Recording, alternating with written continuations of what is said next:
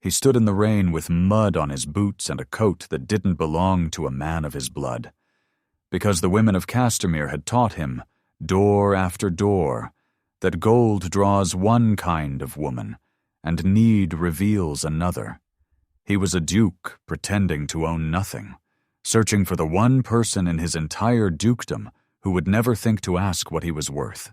He found her kneeling in a gutter, gathering up someone else's spilled tools, with no idea that the ragged stranger watching her was about to test her heart, without her ever knowing she was being tested at all. The rain in Castermere fell the way judgment does, quietly, and on everyone the same. Duke Tristan Wrenley stood beneath the awning of a draper's shop, his coat patched at the elbow, his boots crusted with 3 days of road dust he had earned on purpose. He had walked through the front doors of 2 great houses that week, dressed as he was now, and watched 2 daughters of fine families step around him as though he were a puddle rather than a man. Neither had looked at his face.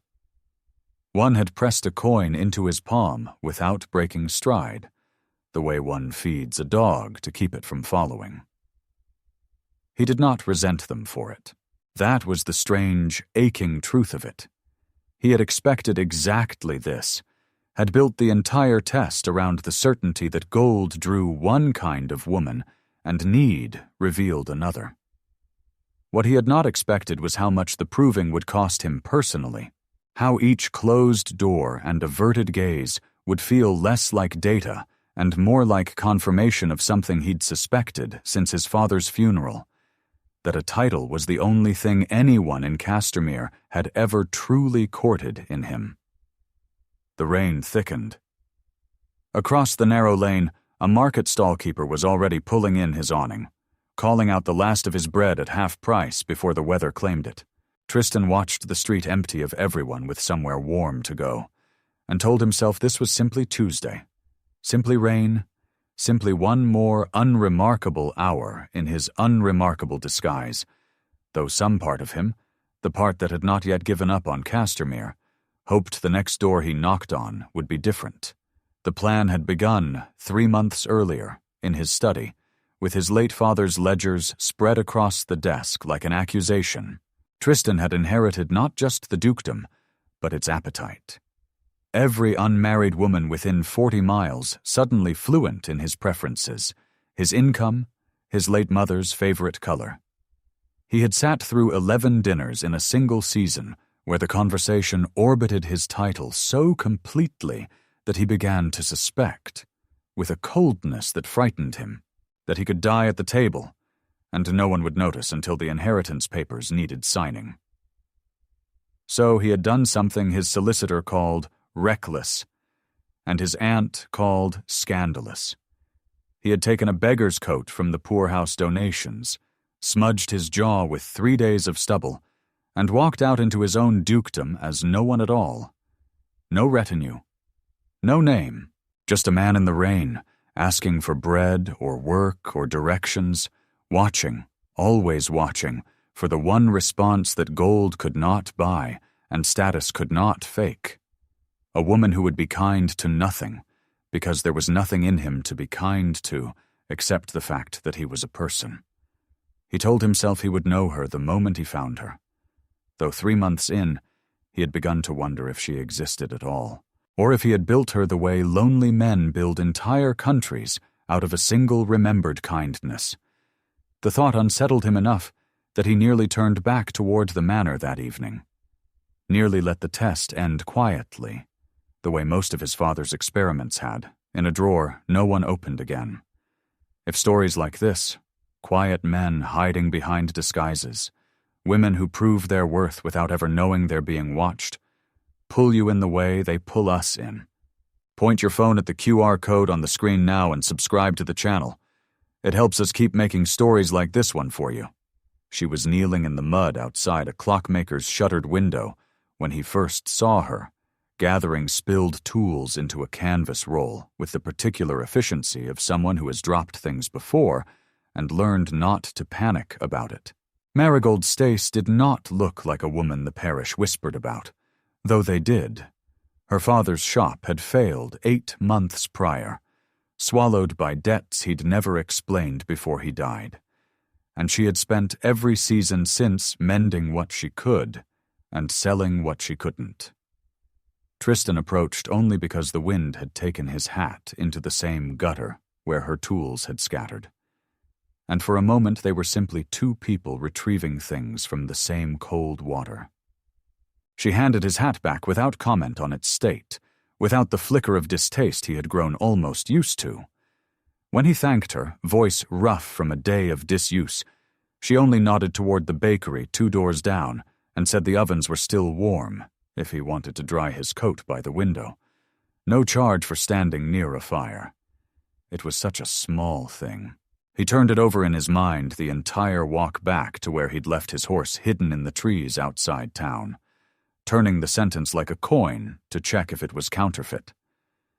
But there had been no calculation in her face, no measuring of his worth before deciding his fate. She had simply seen a cold man and pointed him toward warmth, the way anyone decent might, expecting nothing in return because she had nothing to expect anything with. He returned to that street for 4 mornings running, though he told himself each time it was only to study the pattern of her kindness, to confirm it wasn't performance. The bakery's owner, a stout woman named Mrs. Tyndall, who watched him with open suspicion, eventually stopped chasing him off the step once she noticed Marigold bringing him the heel of yesterday's loaf without being asked, breaking it into pieces small enough that pride wouldn't have to stretch to accept it. On the 3rd morning, Marigold sat beside him on the bakery step while she mended a stocking, and she talked, not about him, which surprised him more than it should have, but about her father's clocks, about how he used to say a clock that ran fast was worse than one that stopped, because at least a stopped clock told you honestly that something was wrong. Tristan found himself laughing, a real laugh, the kind that came from his chest rather than his manners. And he could not remember the last time that had happened at any of his 11 dinners. By the 4th morning, Aldous Penn, the old apothecary who kept his shop across the lane and missed nothing that happened on it, had begun watching the pair with the particular squint of a man assembling a theory. He said nothing yet, only noted that the girl who'd buried her father alone now had someone waiting for her at sunrise, and that the someone never asked her for a single thing, which, in Aldous' long experience of Castermere's beggars, was either remarkable honesty or a very patient kind of theft. What Marigold did not know, what she could not have known, kneeling in gutters and breaking bread into halves, was that the man she'd been quietly feeding for 4 days owned the very street her father's shop sat empty on, owned the bakery's lease, owned, in some distant legal sense, the mud she'd knelt in to gather his hat. She knew him only as Tris, a name he'd invented on the spot the first morning, plain enough to be forgettable, which was precisely the point. She found herself thinking about him more than she intended to. Not because he was handsome, though he was, in the unkept way of a man who has stopped caring what his face does for a living, but because he listened the way almost no one in Castermere bothered to anymore. Her neighbors had grown tired of her father's debts being mentioned in the same breath as her name. Tris had never once asked about the debts at all. He asked what the clocks sounded like when they all struck noon together, and whether she missed it. She did miss it. She missed it so much that telling him made something in her chest loosen that had been clenched since the funeral, and she went home that evening unsettled by how much lighter she felt, and unsettled further by the question she didn't let herself finish. What a woman with nothing was supposed to do with a feeling that large, for a man who had even less than she did. It could not stay quiet forever. Not in a town the size of Castermere, where a duchess's hem could be discussed for a week, and a dropped glove became gossip by sundown. Lady Ophelia Brackwood, a widow with a sharp eye for anything that might be turned to profit, noticed the strange beggar first, not because she cared for beggars, but because she had heard, through a maid who'd heard it from a footman, that the Duke himself had not been seen at his own dinners in over a week, and that no one quite knew where he went in the mornings. Ophelia was not a woman who believed in coincidence so much as she believed in opportunity wearing a disguise. She began asking careful questions at the milliner's, at church, at the kind of teas where information moved faster than tea itself, and what she gathered troubled her in a way she found almost delicious. A ragged man had been seen 4 mornings running outside a failed clockmaker's shop, sharing bread with the dead clockmaker's daughter, and no one, not Mrs. Tyndall, not the baker's boy, not even Aldous Penn when pressed, could say where the man slept at night or where he'd come from. She decided, watching Marigold cross the square one gray afternoon with flour still dusting her sleeves, that there was a story here worth following to its end, whatever that end turned out to be, and that a girl with nothing to lose and everything to gain might be persuaded, with the right offer, to help her find it. But the truth that would eventually surface was not the one Ophelia was hunting for, and when it finally arrived, it would not arrive on her terms at all. The mornings became something neither of them named aloud, though both began arranging their days around them without admitting it. Tristan learned the rhythm of Marigold's grief, how she spoke of her father easily on dry days, and not at all when it rained, how she still reached for a 3rd teacup out of habit, before remembering there were only 2 of them now. He learned she had taught herself to read her father's ledgers after his death, determined to understand exactly how deep the debt ran rather than let some solicitor's summary decide her future for her. She, in turn, learned things about Tris that she could not have explained to anyone who asked, because none of it amounted to facts so much as impressions. The way he sometimes caught himself mid-sentence, as though he'd nearly said something true and reconsidered. The calluses on his hands that didn't quite match the rest of him. A certain stillness he carried that poor men rarely had the luxury of affording. She told herself these were simply the marks of a hard life, because the alternative explanation hadn't yet occurred to her, and because she had decided, somewhere in the 2nd week, that she did not need an explanation to know what she felt. What she felt was simple and frightening in its simplicity. She looked forward to mornings in a way she hadn't looked forward to anything since before the funeral. Tristan, for his part, began to understand that the test he'd designed to study a stranger's character had quietly stopped being a test at all, and had become instead the only hour of his day he did not have to perform being a duke. Which was its own kind of confession, even if he hadn't yet found the courage to make it aloud. The guilt arrived slowly, then all at once, the way water finds a crack and widens it without announcement. Tristan began rehearsing the truth in his head each night. I am not who you think I am. My name is not Tris. I own the street beneath your feet.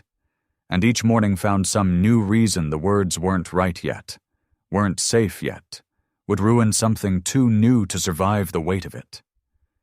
He told himself he was protecting her from the complications of his world, from the fortune hunters and gossips who would descend the moment they learned a duke had been courting a clockmaker's penniless daughter. But underneath that reasoning sat a smaller, less flattering truth.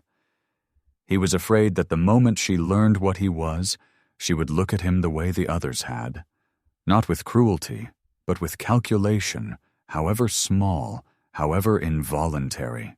He was afraid of losing the one person who had never once asked him for anything. Marigold, unaware of the storm building quietly behind his eyes, only noticed that some mornings he seemed to be apologizing for something before she'd even asked a question, and she began to wonder, without quite forming the thought into words, whether the man she was growing fond of was running from something far heavier than poverty. She did not press him. She had learned from her father's unexplained debts that some truths arrived in their own time, and that pulling at them too early only made the unraveling worse. Ophelia Brackwood found Marigold alone at the market stalls on a gray Thursday, and approached with the practiced warmth of a woman who had learned that kindness, deployed correctly, opened more doors than money ever could. She admired the mending on Marigold's sleeve, asked gently after her father's memory, and worked the conversation, with the patience of a woman accustomed to getting what she wanted, toward the ragged stranger who had been seen at her side every morning for 2 weeks running. "I only wonder," Ophelia said, turning a length of ribbon over in her gloved hands, as though the question were an afterthought, "whether you know where he disappears to each evening. A woman in your position could use a benefactor who pays rather better than gossip does, if she happened to discover something useful." The offer was wrapped in concern, but Marigold heard the shape of it clearly enough. She was being asked to sell whatever she knew about Triss, dressed up as friendly curiosity. She declined as plainly as her upbringing allowed, saying only that she knew nothing worth selling and wouldn't sell it if she did, and walked away before Ophelia could refine the offer into something harder to refuse. But the exchange left a residue of unease in her chest that she carried home with her. Not because she suspected Triss of anything, but because she realized, for the first time, that other people had begun to suspect him of something, and she did not yet know what that something might cost either of them. But Marigold had no way of knowing that her quiet refusal at the market stalls had already started a chain no one in Castermere could stop, and the next offer at her door would test her in a way far harder to walk away from. The same week, a second offer arrived at Marigold's door, this one wearing finer clothes than Ophelia's curiosity had. A merchant named Higgs, who had long eyed her father's empty shop with the patience of a man waiting for a price to drop low enough, appeared with papers in hand and a proposal generous enough to clear every debt the clockmaker had left behind. If Marigold would simply marry his eldest son and sign the shop over as part of the arrangement. It was, by any practical measure, the answer to every problem she had carried since the funeral. She would later tell Triss, though not yet, that she had stood in her doorway for a full minute turning the offer over, weighing the debts against the years it would cost her, the security against everything in her that recoiled at being purchased the way one purchases a length of cloth. In the end, she refused him too, telling Higgs plainly that she would rather mend stockings until her hands gave out than marry a stranger for the privilege of erasing her father's name from a ledger. She did not refuse out of romantic hope for a ragged man who owned nothing. She refused because some line inside her, drawn long before Triss ever appeared on her street, would not let her trade herself for comfort. And it was this refusal, witnessed by Aldous Penn from his apothecary window, and repeated to anyone who asked over the following days, that began to change how Castermere spoke of the clockmaker's daughter, even before anyone understood why it mattered. Before we go any further, if you want to see how far Marigold's choices take her, point your phone at the QR code on the screen and subscribe to the channel now. We're producing more stories just like this one, and we'd love to have you with us. Tristan heard of Higgs's offer the way he heard most things now. Secondhand, through Aldous Penn, who had taken to delivering small reports during his morning visits to the bakery with the satisfaction of a man who enjoyed being useful. When Tristan learned that Marigold had refused enough money to erase her family's entire ruin, refused it without hesitation, without even bringing it to him to discuss, something in his chest settled into place with the finality of a key turning in a lock built specifically for it. He understood, standing in the bakery doorway with bread going cold in his hands, that he had spent 3 months searching the wrong houses entirely. He had walked through manors and parlors looking for a woman immune to gold among women who had never once been tested by its absence. He had found her instead in the one place a duke would never naturally look, kneeling in mud, mending stockings, refusing fortunes on principle in a town too small to reward such refusals with anything but more hardship. She was, he thought, watching her cross the square with flour on her sleeves and her chin held at an angle that dared the world to comment on her poverty.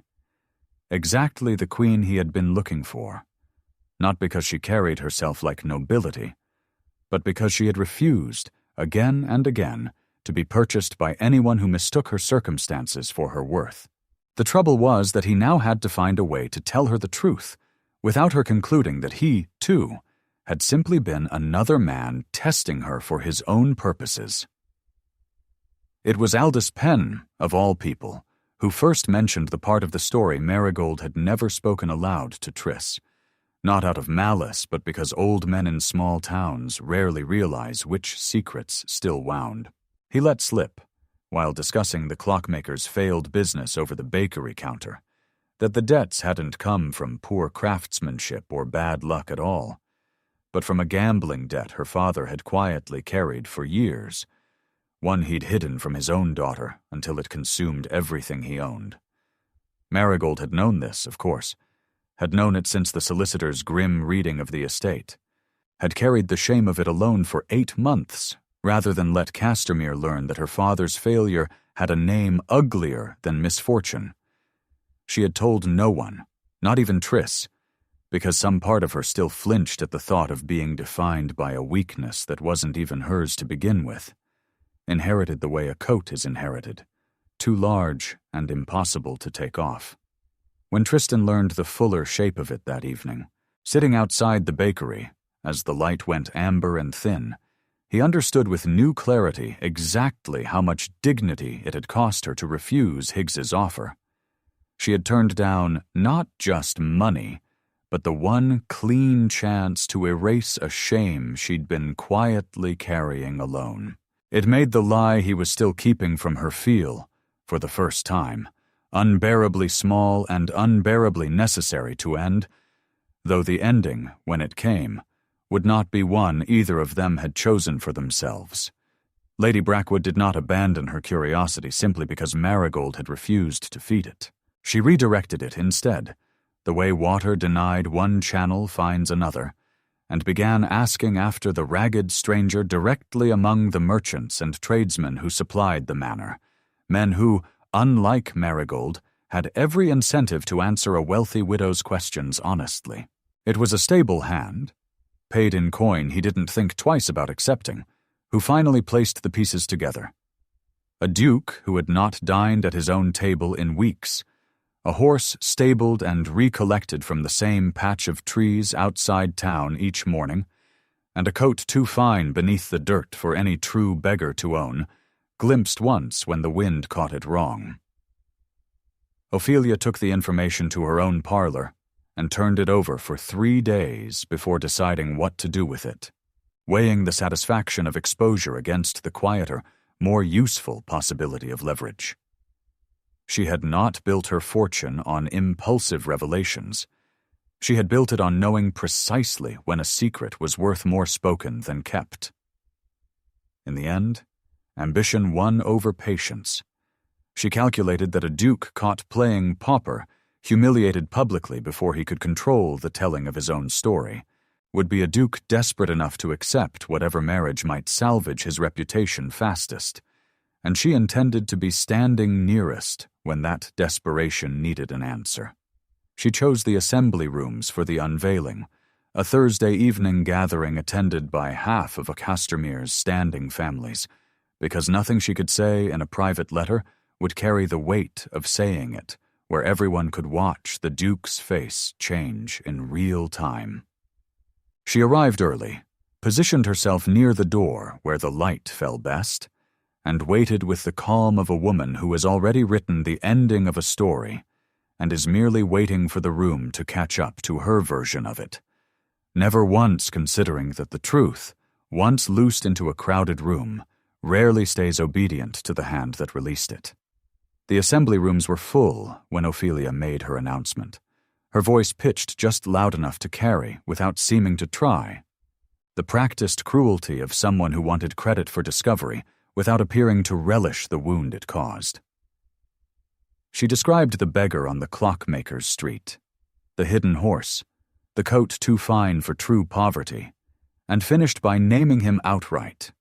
Tristan Wrenley, Duke of Castermere, who had spent a month deceiving a grieving girl while the rest of the parish whispered about her debts and her company. The room did exactly what Ophelia had hoped it would do, erupting into a low, churning murmur of shock and delighted scandal, heads turning toward the door as though Tristan himself might materialize to confirm or deny it on command.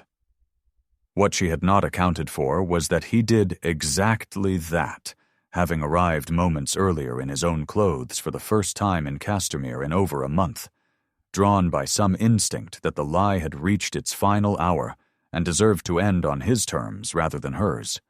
He stood in the doorway, in a coat that fit him the way authority fits a man born to it, and the room's noise dropped into a silence sharper than any accusation. He did not deny it.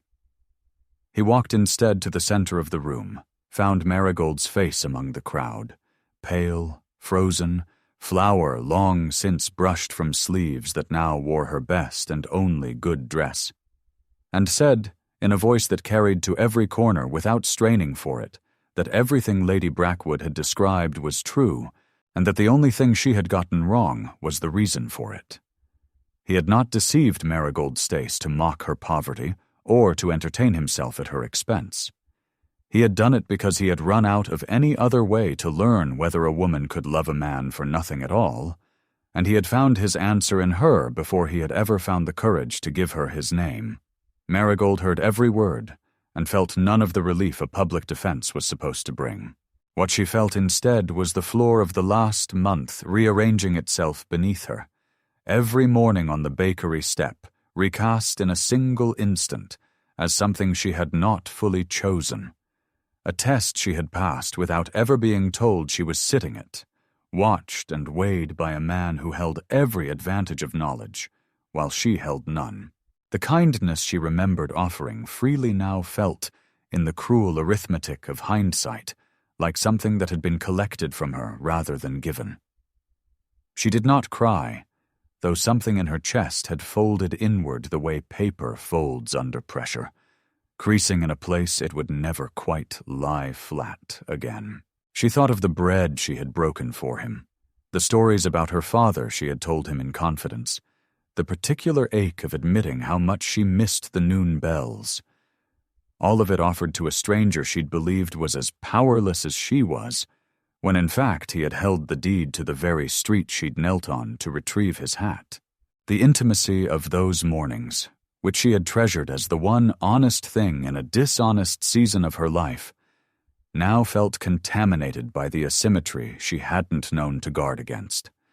She left the assembly rooms before he could cross the floor to reach her, walking out into the cold with her chin at the same defiant angle she'd worn refusing Higgs's fortune, because some habits of dignity outlast even the moments that test them hardest. Behind her, the room exploded into 100 private conversations, but she heard none of it, only the sound of her own footsteps on the stone, carrying her away from a man whose face she had memorized in firelight without once suspecting it belonged to a duke. She believed, walking away from him in the cold, that she had already felt the worst of it. She had no way of knowing the hardest part of this story was still the silence still to come. In the days that followed, Castermere reorganized itself around the scandal with the speed small towns reserve for their favorite subjects. Marigold Stace, once spoken of only in connection with her father's debts, was suddenly the woman a duke had courted in secret, invited, almost overnight, to teas she would have been barred from a month earlier, approached by families who had crossed the street to avoid her shop's failure, and now angled for her favor as though proximity to scandal were itself a kind of currency. She wanted none of it, and said so plainly enough that the invitations slowly thinned. Tristan came to her door twice in the first week, and twice she did not open it, watching from behind the curtain as he stood in the lane with his hat in his hands, no longer disguised as anyone, simply a man waiting to be let in. She told Aldous Penn, when he gently inquired after her well-being during his morning visit, that she was not angry at the Duke for being a Duke. She understood, in the cooler hours when hurt loosened its grip enough to let reason back in, why a man so constantly courted for his title might want proof of something purer. What she could not forgive, not yet, was that he had let her hand him bread without ever once giving her the choice to know what she was truly offering it to. Aldous, who had watched the whole courtship unfold from his apothecary window with the patient attention of a man who missed nothing, told her only that choice was a strange thing to demand of a heart that had already given itself freely before the deception was even discovered, and that the question worth asking now was not whether Tristan had lied, which he plainly had, but whether the man underneath the lie was the same man she had broken bread with every morning. Marigold had no answer for that yet, and did not pretend to, but the question followed her through the following week like a held breath she could not quite release. Tristan understood, somewhere in his second week of unanswered doors, that he had badly misjudged what the moment required of him. He had imagined, in the hours after the assembly rooms, that an explanation delivered with sufficient honesty would be enough, that if he simply told her clearly why he'd done it, she would hear the reasoning and forgive the method. But reasoning, he was beginning to learn, could not undo the particular wound of having been studied without consent, however gently the studying had been conducted. He stopped attempting speeches after the second closed door, recognizing in himself the same instinct that had failed him at 11 dinners with women who wanted only his title, the instinct to talk his way toward being understood, as though understanding were a thing that could be argued into existence. Marigold had never once asked him to explain himself during their mornings together. She had only ever watched what he did, and it was watching, he now suspected, that would have to repair what watching had also broken. He began instead to do something he had never managed in 3 months of careful disguise. He stopped performing for an audience entirely, whether as Duke or Beggar, and simply attended to the things that mattered to her, without announcement or expectation of credit. The clockmaker's shuttered shop sat at the center of his thinking now, locked and untouched since her father's death, holding inside it the one inheritance Marigold had refused to sell, even when fortune itself had been offered in exchange for it. And Tristan understood, finally, that the truest apology he could offer would not be spoken in any assembly room, but built quietly, in a language only she would recognize. Tristan returned to the clockmaker's shuttered shop, not as a duke issuing orders from a distance, but as a man willing to be seen doing the work himself, sleeves rolled, hands learning a craft they had never been asked to learn before. He hired no one to manage the restoration quietly on his behalf, because quiet management was precisely the kind of distance that had broken things in the first place. Instead, he spent his mornings inside the dust and silence of Marigold's father's old workshop, sorting through tools she had once gathered from a gutter, teaching himself the rudiments of clockwork from a manual Aldous pen lent him with visible amusement at the sight of a duke ruining his hands on gears. Word of it reached Marigold the way most things reached her now, through Aldous's careful, unhurried reports delivered over the bakery counter, that the Duke had paid off her father's old debts not as a grand gesture announced to the parish, but quietly, through the solicitor, with explicit instructions that no one was to mention it came from him, that he had been seen, repeatedly, simply sitting in the workshop after hours, not restoring it for display, but restoring it as though the act itself mattered more than anyone witnessing it. She did not visit. She told herself she was not ready, and reminded herself, when her chest ached with something that felt dangerously like hope, that good actions did not erase the asymmetry of the deception that had preceded them. But she found herself walking past the shop more often than her usual errands required, glancing through the window at the lamplight glowing inside in the evenings, watching a man who had once worn poverty as a costume, now genuinely covered in the dust of honest, unglamorous labor. She did not yet know what to do with the sight of him. head bent over a clock mechanism, with the same patient stillness she remembered from their mornings on the bakery step. Except that some part of her, the part that had once handed a stranger bread without calculating his worth, was beginning, against her own caution, to watch him the way she used to. She came to the workshop on a Tuesday, 3 weeks after the assembly rooms, not because she had forgiven him, but because curiosity had finally outgrown her pride, and she told herself she only wanted to see what had become of her father's tools. Tristan looked up from the workbench when the door opened, and for a long moment neither of them spoke, the silence filled only by the soft ticking of 3 clocks he had managed to repair, standing in a row against the far wall, their hands finally, after a year of stillness, moving in agreement with each other. She told him plainly, standing just inside the doorway as though she had not yet decided whether she intended to stay, that she was not there to forgive him on the spot, and that if he wanted any chance of her trust again, it would have to be earned in exactly the way he had taught her to recognize honesty in the first place, through consistency observed over time, not through a single grand gesture meant to settle the matter quickly. She would not be courted with apologies dressed as solutions. She wanted to see, plainly and without theater, whether the man who had broken bread with her as Tris was capable of being equally present as Tristan, with nothing left to disguise and nothing left to prove. He agreed without negotiation, recognizing in her conditions the same uncompromising dignity that had drawn him to her in the first place, the very quality that had made her refuse Higgs's fortune and Ophelia's offer alike, now turned, fairly, in his direction. He told her he did not expect her trust to return on any schedule he could set, and that he intended to keep restoring the shop and showing up honestly whether she watched him do it or not, because the version of himself worth marrying, if it ever came to that, was the version that did the right thing without an audience to reward it.